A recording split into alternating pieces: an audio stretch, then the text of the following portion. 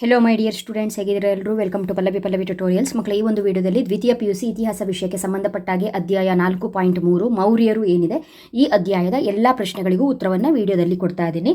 ಈ ವರ್ಷ 2026-27ನೇ ಸಾಲಿನ ವಾರ್ಷಿಕ ಪರೀಕ್ಷೆಗೆ ತಯಾರಿಯನ್ನು ನಡೆಸ್ತಾ ಇರುವಂಥ ಮಕ್ಕಳಿಗೆ ನೀವೆಲ್ಲ ಓಲ್ಡ್ ವೀಡಿಯೋಸ್ಗಳನ್ನ ವಾಚ್ ಮಾಡಬೇಡಿ ಮಕ್ಕಳೇ. ಯಾಕಂತ ಹೇಳಿದ್ರೆ ಅಪ್ಡೇಟ್ ಆಗಿದೆ.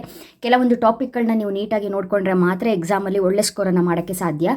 ರೀಸನ್ನು, ಎಕ್ಸಾಮಿನ ಪ್ಯಾಟ್ರನ್ ನಿಮಗೆ ಗೊತ್ತಿದೆ. ಬಹು ಆಯ್ಕೆ, ಬಿಟ್ಟ ಸ್ಥಳ, ಹೊಂದಿಸಿ ಬರೆಯಿರಿ, 1 ಅಂಕ, 2 ಅಂಕ, 5 ಅಂಕ, 10 ಅಂಕ, ಅದೇ ರೀತಿ ಕಾಲಾನುಕ್ರಮ ಪ್ರಶ್ನೆಗಳು ಇದೆ. ಬಟ್ ಎಲ್ಲ ಅಧ್ಯಾಯದಲ್ಲೂ 10 ಅಂಕದ ಪ್ರಶ್ನೆಗಳನ್ನ ನೋಡ್ಕೊಳ್ಳೇಬೇಕು ಅನ್ನುವಂಥ ಅವಶ್ಯಕತೆ ಇಲ್ಲ. ಅಥವಾ 5 ಅಂಕದ ಪ್ರಶ್ನೆಗಳು ಕೂಡ ಎಲ್ಲ ಅಧ್ಯಾಯದಲ್ಲೂ ಇಂಪಾರ್ಟೆಂಟ್ ಆಗಿರಲ್ಲ.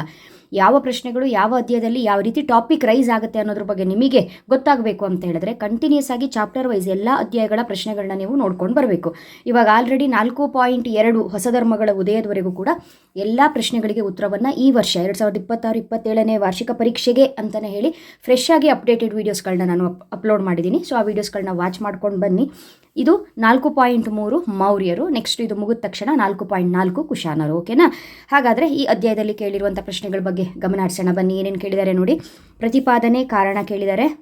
ಆಲ್ರೆಡಿ ಗೊತ್ತಿದೆ, ಹಿಸ್ಟ್ರಿಯಲ್ಲಿ ಪ್ರತಿಪಾದನೆ ಕಾರಣ ಟಾಪಿಕ್ ರೈಸ್ ಮಾಡೇ ಮಾಡ್ತಾರೆ. ಬಹು ಆಯ್ಕೆ ಪ್ರಶ್ನೆಗೆ ಕೊಟ್ಟಿರುವಂತಹ ಪ್ರತಿಪಾದನೆ ಕಾರಣ ಎರಡೂ ಒಂದಕ್ಕೊಂದು ಸಂಬಂಧ ಇದೆಯಾ ಅಂತ ನೋಡಬೇಕು. ಸಂಬಂಧ ಇದ್ದರೆ ಎರಡು ಸರಿಯಾಗಿದೆ ಅಂತ ಬರೀಬೇಕು. ಸಂಬಂಧ ಇಲ್ಲ ಅಂತ ಹೇಳಿದ್ರೆ ತಪ್ಪಾಗಿದೆ ಅಂತ ಬರೀಬೇಕು. ಎರಡೂ ಕೂಡ ಟಾಪಿಕ್ಗೆ ತಪ್ಪಾಗಿದ್ರೆ ಅದು ಕೂಡ ತಪ್ಪಾಗಿದೆ ಅಂತ ಬರೀಬಹುದು. ಓಕೆನಾ? ಕಳಿಂಗ ಯುದ್ಧವು ಚಂದ್ರಗುಪ್ತ ಮೌರ್ಯ ಮತ್ತು ಕಳಿಂಗ ರಾಜನ ನಡುವೆ ನಡೆಯಿತು ಅಂತ ಇದೆ. ಇಲ್ಲ, ತಪ್ಪಿದು. ಕಳಿಂಗ ಯುದ್ಧ ನಡೆದಿದ್ದು ಅಶೋಕ ಮತ್ತು ಕಳಿಂಗ ರಾಜನ ನಡುವೆ. ಹಾಗಾಗಿ ಮೊದಲನೇದು ತಪ್ಪಾಗಿದೆ. ಎರಡನೇದು ಕಳಿಂಗ ಯುದ್ಧದ ಬಗ್ಗೆ 13ನೇ ಬಂಡೇಕಲ್ಲು ಶಾಸನ ಮಾಹಿತಿ ನೀಡುತ್ತದೆ ಅಂತ ಕೊಟ್ಟಿದ್ದಾರೆ. ಕಳಿಂಗ ಯುದ್ಧದ ಬಗ್ಗೆ 13ನೇ ಬಂಡೆಗಲ್ಲು ಶಾಸನ ಮಾಹಿತಿಯನ್ನು ನೀಡುತ್ತೆ ಅನ್ನೋದು ಕರೆಕ್ಟು, ಇದು ಸರಿಯಾಗಿದೆ. ಆದರೆ ಮೊದಲನೇದು ತಪ್ಪಾಗಿದೆ. ಹಾಗಾಗಿ ಉತ್ತರವನ್ನು ಬರೆಯುವಾಗ ನೀವು ಎ ತಪ್ಪಾಗಿದೆ, ಆರ್ ಸರಿಯಾಗಿದೆ ಅಂತ ಬರೀಬೇಕು. ಆಯಿತಾ? ಎರಡನೇ ಪ್ರಶ್ನೆ, ಕಳಿಂಗ ಯುದ್ಧಕ್ಕೆ ಸಂಬಂಧಿಸಿದಂತೆ ಕೆಳಗಿನ ಹೇಳಿಕೆಗಳಲ್ಲಿ ಯಾವುದು ಸರಿಯಾಗಿದೆ ಅಂತ ಕೇಳಿದರೆ, ಕಳಿಂಗ ಯುದ್ಧವು ಅಶೋಕ ಮತ್ತು ಕಳಿಂಗ ರಾಜರ ನಡುವೆ ಸಾಮಾನ್ಯ ಶಕಪೂರ್ವ 261ರಲ್ಲಿ ನಡೆಯಿತು ಅಂತ ಕೇಳಿದರೆ ಹೌದು, ಕರೆಕ್ಟ್ ಆಗಿದೆ. ಅಶೋಕನ 16ನೇ ಬಂಡೆಕಲ್ಲು ಶಾಸನ ಕೊಟ್ಟಿದ್ದಾರೆ. ಇಲ್ಲ, ಇದು 13ನೇ ಬಂಡೆಗಲ್ಲು ಶಾಸನ. ಹಾಗಾಗಿ ಎರಡನೇದು ತಪ್ಪಾಗಿದೆ, ಇದು ರಾಂಗು. ಮೂರನೇದು, ಕಳಿಂಗ ಯುದ್ಧದ ನಂತರ ಅಶೋಕನು ದಿಗ್ವಿಜಯಗಳ ಬದಲಾಗಿ ಧರ್ಮ ವಿಜಯ ನೀತಿಯನ್ನು ಅಳವಡಿಸಿಕೊಂಡನು ಅಂತಿದೆ. ಕರೆಕ್ಟ್ ಇದೆ. ಅಲ್ಲಿಗೆ 1 ಮತ್ತು 3 ಸರಿಯಾಗಿರೋದ್ರಿಂದ ಸಿ ಸರಿಯಾದ ಉತ್ತರ ಅಂತ ಬರೀಬೇಕು. ಮೌರ್ಯ ಸಾಮ್ರಾಜ್ಯಕ್ಕೆ ಸಂಬಂಧಿಸಿದಂತೆ ಕೆಳಗಿನ ಹೇಳಿಕೆಗಳನ್ನು ಪರಿಗಣಿಸಿ ಅಂತ ಹೇಳಿದರೆ ಓದ್ಕೊಳ್ಳಿ. ಮೌರ್ಯ ಸಾಮ್ರಾಜ್ಯವನ್ನು ಚಂದ್ರಗುಪ್ತ ಮೌರ್ಯ ಸ್ಥಾಪಿಸಿದನು. ಬಿಂದುಸಾರನು ಚಂದ್ರಗುಪ್ತ ಮೌರ್ಯನ ಉತ್ತರಾಧಿಕಾರಿಯಾದನು. ಅಶೋಕನು ಮೌರ್ಯ ಸಾಮ್ರಾಜ್ಯದ ಶ್ರೇಷ್ಠ ಅರಸ.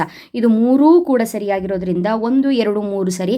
4ನೇದು ತಪ್ಪು. ಮೌರ್ಯ ಸಾಮ್ರಾಜ್ಯದ ಅರಸ ದಶರಥ ಮಾತ್ರ ಗುಹಾಲಯವನ್ನು ನಿರ್ಮಿಸಿದ್ದು ಅನ್ನೋದು ತಪ್ಪು.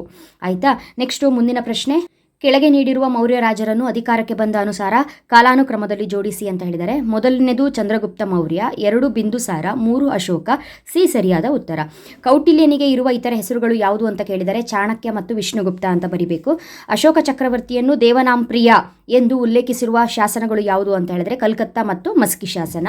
ಶಾತವಾಹನರ ರಾಜಧಾನಿ ಪ್ರತಿಷ್ಠಾನ ಪ್ರಸ್ತುತ ಕಂಡುಬರುವಂಥ ರಾಜ್ಯ ಯಾವುದು ಅಂತ ಹೇಳಿದ್ರೆ ಮಹಾರಾಷ್ಟ್ರ. ಪ್ರತಿಷ್ಠಾನ ಪ್ರಸ್ತುತ ಯಾವ ರಾಜ್ಯದಲ್ಲಿ ಕಂಡುಬರುತ್ತೆ ಅಂತ ಹೇಳಿದ್ರೆ ಮಹಾರಾಷ್ಟ್ರದಲ್ಲಿದೆ. ಬಿಟ್ಟಸ್ಥಳ ಪ್ರಶ್ನೆಗಳನ್ನ ನೋಡುವಾಗ ಮೌರ್ಯ ಸಾಮ್ರಾಜ್ಯದ ಸ್ಥಾಪಕ ಯಾರು? ಚಂದ್ರಗುಪ್ತ ಮೌರ್ಯ. ಬೌದ್ಧ ಸಾಹಿತ್ಯದ ಪ್ರಕಾರ ಚಂದ್ರಗುಪ್ತ ಮೌರ್ಯನು ಯಾವ ಕ್ಷತ್ರಿಯ ಕುಲಕ್ಕೆ ಸೇರಿದವನು? ಮೌರ್ಯ. ಕೌಟಿಲ್ಯನ ಅರ್ಥಶಾಸ್ತ್ರ ಕೃತಿಯು ಯಾವ ಭಾಷೆಯಲ್ಲಿ ರಚನೆಯಾಗಿದೆ ಅಂತ ಹೇಳಿದ್ರೆ ಸಂಸ್ಕೃತ. ಅಶೋಕ ನಿರ್ಮಿಸಿರುವ ಸಾಂಚಿ ಸ್ತೂಪವು ಯಾವ ರಾಜ್ಯದಲ್ಲಿ ಕಂಡುಬರುತ್ತೆ ಅಂತ ಹೇಳಿದ್ರೆ ಮಧ್ಯಪ್ರದೇಶ. ಗಾತ ಸಪ್ತಸತಿ ಕೃತಿಯ ಕರ್ತೃ ಯಾರು ಅಂತ ಹೇಳಿದ್ರೆ ಹಾಲ.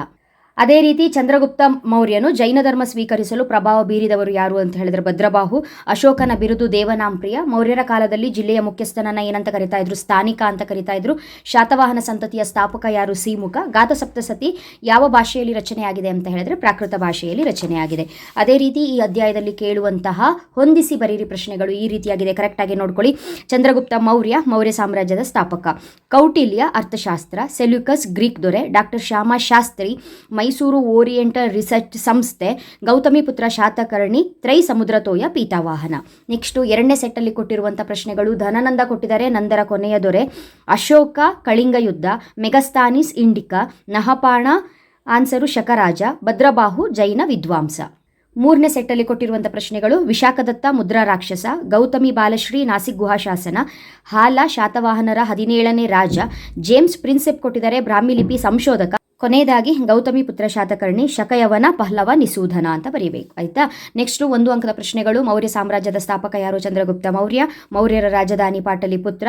ಮೌರ್ಯರ ರಾಜಲಾಂಛನ ಧರ್ಮಚಕ್ರ. ಮುದ್ರಾ ರಾಕ್ಷಸವನ್ನು ಬರೆದವರು ವಿಶಾಖದತ್ತ.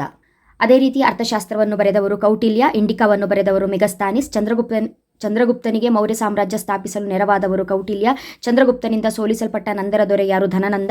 ಚಂದ್ರಗುಪ್ತ ಮೌರ್ಯನು ತನ್ನ ಕೊನೆಯ ದಿನಗಳನ್ನು ಎಲ್ಲಿ ಕಳೆದನು? ಕರ್ನಾಟಕದ ಶ್ರವಣಬೆಳಗೊಳ.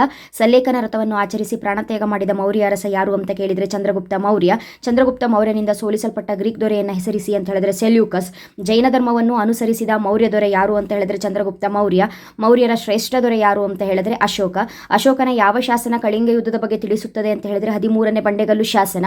ಬೌದ್ಧ ಧರ್ಮ ಸ್ವೀಕರಿಸಿದ ಮೌರ್ಯ ಸಾಮ್ರಾಟ ಅಶೋಕ. ಅಶೋಕನಿಂದ ನಿರ್ಮಿಸಲ್ಪಟ್ಟ ಅತಿ ದೊಡ್ಡ ಸ್ತೂಪ ಯಾವುದು ಅಂತ ಹೇಳಿದ್ರೆ ಸಾಂಚಿ ಸ್ತೂಪ. ಭಾರತದ ರಾಷ್ಟ್ರ ಲಾಂಛನ ಯಾವುದು ಅಂತ ಹೇಳಿದ್ರೆ ಸಾರನಾಥ ಸ್ತಂಭದ ಶಿರೋಭಾಗ. ಅಶೋಕನು ಬೌದ್ಧ ಧರ್ಮ ಸ್ವೀಕರಿಸಲು ಪ್ರಭಾವ ಬೀರಿದವರು ಯಾರು ಅಂತ ಹೇಳಿದ್ರೆ ಉಪಗುಪ್ತ. ಪ್ರಪಂಚದ ಇತಿಹಾಸದಲ್ಲಿ ವಿಜಯದ ನಂತರವೂ ಯುದ್ಧವನ್ನು ತ್ಯಜಿಸಿದ ಏಕೈಕ ಅರಸ ಯಾರು ಅಂತ ಹೇಳಿದ್ರೆ ಅಶೋಕ. ಶಾತವಾಹನ ಸಂತತಿಯ ಸ್ಥಾಪಕ ಸಿಮುಖ. ಶಾತವಾಹನರ ರಾಜಧಾನಿ ಪ್ರತಿಷ್ಠಾನ. ಗಾತಸಪ್ತಸತಿಯನ್ನು ಬರೆದವರು ಹಾಲ. ಗೌತಮಿ ಬಾಲಶ್ರೀ ಹೊರಡಿಸಿದ ಶಾಸನ ನಾಸಿಕ್ ಗುಹಾ ಶಾಸನ. ಗೌತಮಿ ಪುತ್ರ ಶಾತಕರ್ಣಿಯಿಂದ ಸೋತ ಶಕಾರಸ ಯಾರು ಅಂತ ಹೇಳಿದ್ರೆ ನಹಪಾಣ.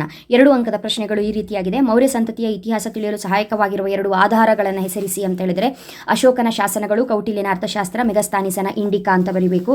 ಕರ್ನಾಟಕದಲ್ಲಿ ಅಶೋಕನ ಶಾಸನಗಳು ದೊರಕಿರುವ 2 ಸ್ಥಳಗಳನ್ನು ಹೆಸರಿಸಿ ಅಂತ ಕೇಳಿದರೆ ರಾಯಚೂರಿನ ಮಸ್ಕಿ, ಕೊಪ್ಪಳ ಜಿಲ್ಲೆಯ ಗವಿಮಠ, ಪಾಲ್ಕಿಗುಂಡ ಅಂತ ಬರೀರಿ. ಅದೇ ರೀತಿ ಮೌರ್ಯರ ಅವಧಿಯಲ್ಲಿ ಅಸ್ತಿತ್ವದಲ್ಲಿದ್ದಂತಹ 2 ಬಗೆಯ ನ್ಯಾಯಾಲಯಗಳು ಯಾವುದು ಅಂತ ಹೇಳಿದರೆ ಕಂಟಕಶೋಧನ, ಧರ್ಮಸ್ಥೇಯ ಅಂತ ಬರೀಬೇಕು. ಮೌರ್ಯ ಸಾಮ್ರಾಜ್ಯದ ಬಗ್ಗೆ ಮಾಹಿತಿ ನೀಡುವ ಸಿಲೋನಿನ ಬೌದ್ಧ ಕೃತಿಗಳು ಯಾವುದು ಅಂತ ಕೇಳಿದರೆ ದೀಪವಂಶ, ಮಹಾವಂಶ ಅಂತ ಬರೀರಿ. ಅದೇ ರೀತಿಯಾಗಿ ಅರ್ಥಶಾಸ್ತ್ರವನ್ನು ಸಂಶೋಧನೆ ಮಾಡಿದವರು ಯಾರು ಮತ್ತು ಯಾವಾಗ ಅನ್ನೋ ಪ್ರಶ್ನೆಯನ್ನು ಕೇಳಿದರೆ ಅರ್ಥಶಾಸ್ತ್ರವನ್ನು ಬರೆದವರು ಕೌಟಿಲ್ಯ, ಸಂಶೋಧನೆ ಮಾಡಿದವರು ಆರ್ ಶ್ಯಾಮಶಾಸ್ತ್ರಿ 1905ರಲ್ಲಿ ಅನ್ನೋದನ್ನು ಬರೀರಿ. ಅದೇ ರೀತಿ ಅಶೋಕನ ಶಿಲಾ ಶಾಸನಗಳ ಯಾವುದಾದರೂ 2 ಪ್ರಕಾರಗಳನ್ನು ತಿಳಿಸಿ ಅಂತ ಹೇಳಿದರೆ ಬಂಡೆಗಲ್ಲು ಶಾಸನ, ಸ್ತಂಭ ಶಾಸನ ಅಂತ ಬರೀಬೇಕು. ಮುಂದಿನ ಪ್ರಶ್ನೆ, ಮಸ್ಕಿ ಶಾಸನದ ಪ್ರಾಮುಖ್ಯತೆ ಏನು ಅಂತ ಕೇಳಿದರೆ ಮಸ್ಕಿ ಶಾಸನದ ಪ್ರಾಮುಖ್ಯತೆ ದೇವನಾಂಪ್ರಿಯ ಅಥವಾ ಪ್ರಿಯದರ್ಶಿ ಎಂಬ ಬಿರುದನ್ನು ಹೊಂದಿದವರು ಅಶೋಕನಲ್ಲದೆ ಬೇರಾರೂ ಅಲ್ಲ ಎಂದು ದೃಢಪಡಿಸಿದ ಶಾಸನವಾಗಿದೆ. ಮೆಗಸ್ತಾನೀಸ್ ಯಾರು? ಅವನ ಕೃತಿಯನ್ನು ಹೆಸರಿಸಿ ಅಂತ ಹೇಳಿದರೆ ಮೆಗಸ್ತಾನೀಸ್ ಗ್ರೀಕ್ ದೊರೆ ಸೆಲ್ಯೂಕಸ್ನ ರಾಯಭಾರಿ. ಇವನ ಕೃತಿ ಇಂಡಿಕಾ ಅನ್ನೋದನ್ನ ಬರೀರಿ. ನೆಕ್ಸ್ಟು 2 ಅಂಕದ ಮುಂದಿನ ಪ್ರಶ್ನೆ, ಕೌಟಿಲ್ಯ ಯಾರು? ಅವನ ಪ್ರಸಿದ್ಧ ಕೃತಿ ಯಾವುದು ಅಂತ ಕೇಳಿದರೆ ಕೌಟಿಲ್ಯ ಚಂದ್ರಗುಪ್ತ ಮೌರ್ಯನ ಪ್ರಧಾನಿ. ಇವನ ಕೃತಿ ಅರ್ಥಶಾಸ್ತ್ರ ಅನ್ನೋದನ್ನ ಬರೀರಿ. ಮೌರ್ಯ ಸಾಮ್ರಾಜ್ಯದ ಯಾವುದಾದ್ರೂ 2 ಪ್ರಾಂತೀಯ ರಾಜಧಾನಿಗಳನ್ನು ಹೆಸರಿಸಿ ಅಂತ ಹೇಳಿದರೆ ತಕ್ಷಶಿಲಾ, ಸುವರ್ಣಗಿರಿ ಅನ್ನೋದನ್ನ ಬರೀಬಹುದು. ಧರ್ಮ ಮಹಾಮಾತ್ರರನ್ನು ನೇಮಿಸಿದ ಅರಸ ಯಾರು? ಅವರುಗಳ ಕರ್ತವ್ಯ ಏನಾಗಿತ್ತು ಅನ್ನೋದನ್ನು ಕೇಳಿದರೆ ಧರ್ಮ ಮಹಾಮಾತ್ರರನ್ನು ನೇಮಿಸಿದ ಅರಸ ಅಶೋಕ. ಅವರ ಕರ್ತವ್ಯ ಬೌದ್ಧ ಧರ್ಮದ ಪ್ರಚಾರವಾಗಿತ್ತು. ನೆಕ್ಸ್ಟು ಮುಂದಿನ ಪ್ರಶ್ನೆ, ಸ್ತೂಪ ಎಂದರೇನು ಅಂತ ಕೇಳಿದರೆ ಸ್ತೂಪ ಎಂದರೆ ರಾಶಿ ಅಥವಾ ದಿಬ್ಬ ಎಂದರ್ಥ. ಬೌದ್ಧ ಧರ್ಮದಲ್ಲಿ ಇದು ಬುದ್ಧ ಅಥವಾ ಬೌದ್ಧ ಸನ್ಯಾಸಿಗಳ ಪವಿತ್ರ ಅವಶೇಷಗಳನ್ನು ಇಟ್ಟು ನಿರ್ಮಿಸುವ ಗುಮ್ಮಟಾಕಾರದ ಪವಿತ್ರ ಸಮಾಧಿಯಾಗಿದೆ. ನೆಕ್ಸ್ಟು 13ನೇ ಪ್ರಶ್ನೆ, ಬೌದ್ಧ ಧರ್ಮದ ಯಾವುದಾದರೂ 2 ಪವಿತ್ರ ಕ್ಷೇತ್ರಗಳನ್ನು ಹೆಸರಿಸಿ ಅಂತ ಹೇಳಿದರೆ ಸಾರನಾಥ, ಬಿಹಾರ. ಬಿಹಾರದ ಬೋಧಗಯ ಅಂತ ಬರೀಬಹುದು, ಸಾರನಾಥ, ಬಿಹಾರ. ಮುಂದಿನ ಪ್ರಶ್ನೆ 14ನೇ ಪ್ರಶ್ನೆ, ಶಾತವಾಹನರ ಯಾರಾದರೂ 2 ಪ್ರಮುಖ ದೊರೆಗಳನ್ನು ಹೆಸರಿಸಿ ಅಂತ ಹೇಳಿದರೆ ಹಾಲ, ಗೌತಮಿ ಪುತ್ರ ಶಾತಕರ್ಣಿ ಬರೀಬಹುದು. ಮುಂದಿನ ಪ್ರಶ್ನೆ, ಗೌತಮಿ ಪುತ್ರ ಶಾತಕರ್ಣಿಯ 2 ಬಿರುದುಗಳನ್ನು ತಿಳಿಸಿ ಅಂತ ಹೇಳಿದರೆ ತ್ರೈ ಸಮುದ್ರ ತೋಯ ಪೀತಾವಾಹನ, ಶಕ ಯೌವನ ಪಲ್ಲವ ನಿಸುಂದನ ಅಂತ ಬರೀಬಹುದು.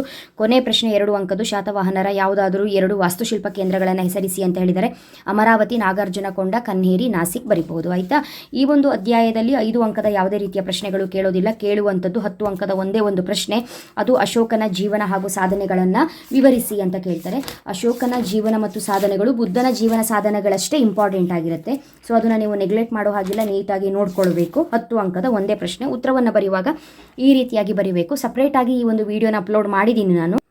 10 ಅಂಕದ ಪ್ರಶ್ನೆಗಳ ಲಿಸ್ಟಲ್ಲಿ ಸಿಗುತ್ತೆ. ಹಾಗಾಗಿ ಉತ್ತರವನ್ನು ಇಲ್ಲಿ ಪಾಸ್ ಮಾಡಿ ಬರ್ಕೊಳ್ಬಹುದು. ಹೇಳಿರುವಂಥದ್ದಿದೆ, ಮತ್ತೆ ನಾನು ಹೇಳ್ತಾ ಕೂತ್ಕೊಳ್ಳೋದಿಲ್ಲ. 10 ಅಂಕದ ಪ್ರಶ್ನೆ ಕೇಳಿದಾಗ ಇಷ್ಟು ಉತ್ತರವನ್ನು ಬರೀಬೇಕು ಮಕ್ಕಳೇ, ಓಕೆನಾ?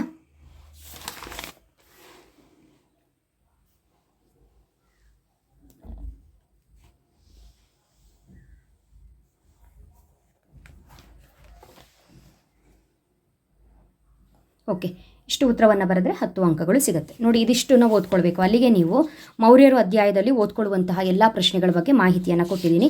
ನೆಕ್ಸ್ಟ್ ನಿಮಗೆ ಕುಶಾನರು ಅಧ್ಯಾಯದಲ್ಲಿ ಬರುವಂತಹ ಬಹುಮುಖ್ಯ ಪ್ರಶ್ನೆಗಳು ಯಾವುದು, ಅದು ಯಾವ ರೀತಿಯಾಗಿ ಕೇಳ್ತಾರೆ, ಇಂಪಾರ್ಟೆಂಟ್ ಟಾಪಿಕ್ ಯಾವುದು, ಅದಕ್ಕೆ ಉತ್ತರ ಏನು ಅನ್ನೋದನ್ನು ನೆಕ್ಸ್ಟ್ ವೀಡಿಯೋದಲ್ಲಿ ಹೇಳ್ತೀನಿ. ಸೊ ಚಾನಲ್ನ ಯಾರು ಸಬ್ಸ್ಕ್ರೈಬ್ ಮಾಡಿಲ್ಲ ಅಂದರೆ ಇವಾಗಲೇ ಸಬ್ಸ್ಕ್ರೈಬ್ ಮಾಡಿ, ಆಲ್ ಬಟನ್ನ ಕ್ಲಿಕ್ ಮಾಡ್ಕೊಳ್ಳಿ. ವೀಡಿಯೋಸ್ ಬರ್ತಿದ್ದಾಗೆ ನೋಟಿಫಿಕೇಶನ್ ಬರುತ್ತೆ ಮಕ್ಕಳೇ, ಓಕೆನಾ? Thank you. ಚೆನ್ನಾಗಿ ಓದ್ಕೊಳ್ಳಿ. All the best. ಒಳ್ಳೆಯದಾಗಲಿ. Thank you.